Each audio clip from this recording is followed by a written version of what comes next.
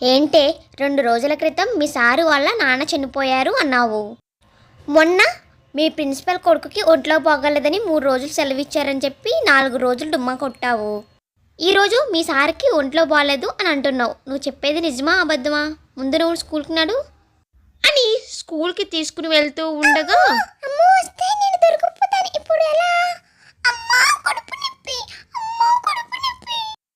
ఏది ఎక్కడమ్మా ఎక్కడా అని అంటూ ఉండగా ఇంతలో చింటూ వాళ్ళ సార్ అయితే వస్తారు. నమస్తే సార్, ఇప్పుడు మీరు ఎలా ఉన్నారు? మీ ఆరోగ్యం ఎలా ఉంది? నేను బాగానే ఉన్నానమ్మా. ఇంతకీ మీరెలా ఉన్నారు? మీ హెల్త్ ఎలా ఉంది? మా అమ్మకి హెల్త్ బాగాలేదని చెప్పి వారం రోజుల నుంచి చింటూ స్కూల్కి రావడం లేదు. అమ్మా, ఈరోజు కూడా నేను స్కూల్కి వెళ్ళాలి అనుకోవడం లేదు. ఎందుకు? నిన్న మానేసావు, మొన్న మానేసావు, 1 వీక్ నుండి నువ్వు అసలు స్కూల్కే వెళ్ళడం లేదు సరిగ్గాను. ఇలా అయితే నీకు చదువు ఎలా వస్తుంది?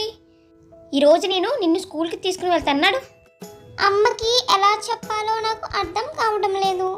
అసలు ఏం జరిగిందంటే చింటూ స్కూల్ ఇంటికి దగ్గర కావడంతో రోజు చింటూ నడుచుకుంటూ వెళ్ళేది ఏ పిల్ల, నేను నిన్ను తీసుకువెళ్ళిపోతాను అని అతను రోజు బెదిరించేవాడు. పాపం చింటూ అతని వల్ల భయపడి స్కూల్కి వెళ్ళడమే మానేసింది. చింటూ వాళ్ళమ్మ స్కూల్కి తీసుకుని వెళ్తుండగా ఒక్కసారిగా చింటూ ఆగిపోతుంది.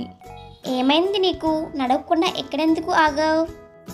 అమ్మా, అది అతను నన్ను రోజు బెదిరిస్తున్నాడు, అందుకని నేను రోజు స్కూల్కి వెళ్ళడానికి భయపడుతున్నాను అని చింటూ చెప్పడంతో సునీత గట్టిగా అతనికి వార్నింగ్ ఇస్తుంది. అబ్బా, ఈరోజు స్కూల్కి వెళ్ళాలి అనిపించడం లేదు. స్కూల్కి వెళ్ళలేదంటే అమ్మ వాళ్ళకి ఫోన్ చేస్తారు, అందుకే నేనే ఫోన్ చేసి అమ్మలా మాట్లాడతాను అని ఫోన్ తీసుకొని హలో, చింటూ వాళ్ళ స్కూల్ మిస్సా మాట్లాడేది? అవును, మీరెవరు? అది ఈరోజు మా చింటూ స్కూల్కి రాదంటండి, ఒంట్లో బాగాలేదు. అవునా, సరేనండి. ఇంతకీ మీరెవరు మాట్లాడుతున్నారు? అదా నేను మా అమ్మని మాట్లాడుతున్నాను. హే చింటూ, నీ వేషాలు నాకు అర్థమైంది కానీ 10 నిమిషాల్లో నువ్వు స్కూల్లో లేకపోయావంటే నేనే మీ ఇంటికి వచ్చి నీ సంగతి ఏంటో తేలుస్తాను. అబ్బా, నేను అచ్చం మా అమ్మలానే మాట్లాడాను, అయినా మిస్ ఎలా గుర్తుపట్టారబ్బా? అయినా నేను మా అమ్మని మాట్లాడుతున్నానని చెప్పాను కదా, అయినా ఈ మిస్ ఎలా కనిపెట్టేసిందబ్బా? ఇంకేం చేస్తాం, స్కూల్కి పోక తప్పదు అని చింటూ స్కూల్కి బయలుదేరింది. నిన్న స్కూల్లో ప్రోగ్రెస్ కార్డ్ ఇచ్చారు. ప్రోగ్రెస్ కార్డ్ అమ్మకి చూపిస్తే నాకు వచ్చిన మార్కులు చూసి అమ్మ నన్ను కొడుతుంది. అలానే సైన్ చేయకుండా వెళ్తే మిస్ కొడతారు. ఏం చెయ్యాలబ్బా అని చింటూ చాలాసేపు అయితే ఆలోచిస్తుంది. చింటూ ప్రోగ్రెస్ కార్డ్ మీద వాళ్ళ అమ్మ సైన్ అయితే చేసేస్తుంది. అమ్మయ్య, ఇంకే భయం లేదు, నేను చక్కగా స్కూల్కి వెళ్ళిపోతాను ఇప్పుడు అని చింటూ స్కూల్కి అయితే వెళ్తుంది. మిస్, ఇదిగోండి నా ప్రోగ్రెస్ కార్డ్.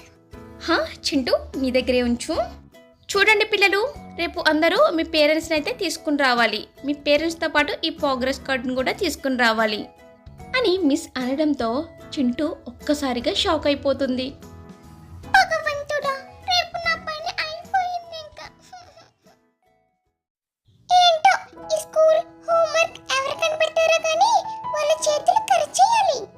ఇప్పుడు హోంవర్క్ చేయకపోతే అమ్మ కొడుతుంది అని చింటూ అనుకుంటూ ఒక ఐడియా అయితే వేస్తుంది. ఇంతలో అక్కడికి సునీత అయితే వస్తుంది. ఏంటి చింటూ, నువ్వు హోంవర్క్ చేయకుండా ఇంకా అలానే చూస్తున్నావు?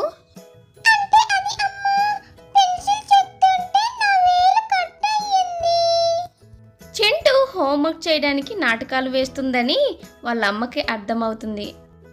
చింటూ, నీకు వేలు కట్ అయింది లెఫ్ట్ హ్యాండ్ కదా, నువ్వు హోంవర్క్ చేసేది రైట్ హ్యాండ్తో కదా, ఏం పర్వాలేదు, నెమ్మదిగా హోంవర్క్ కంప్లీట్ చేసే అని సునీత అని కిచెన్లోకి అయితే వెళ్తుంది.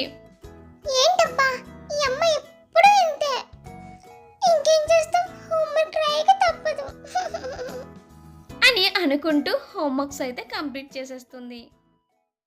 చింటూ ఈ మధ్యన సరిగ్గా స్కూల్కి వెళ్ళడమే మానేసింది. సునీత చింటూకి ఎలాగైనా బుద్ధి చెప్పాలి అనుకుంది. చింటూ, అక్కడ బట్టలు ఉన్నాయి, వాష్ చేయి.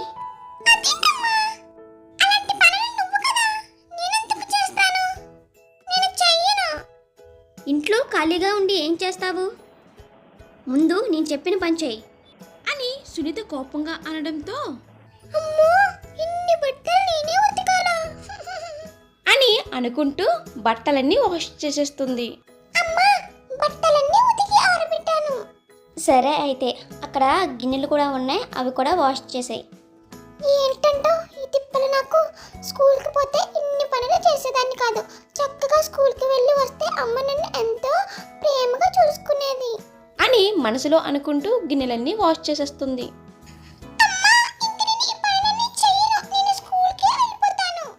అప్పుడు సునీత ఎంతో సంతోషిస్తుంది.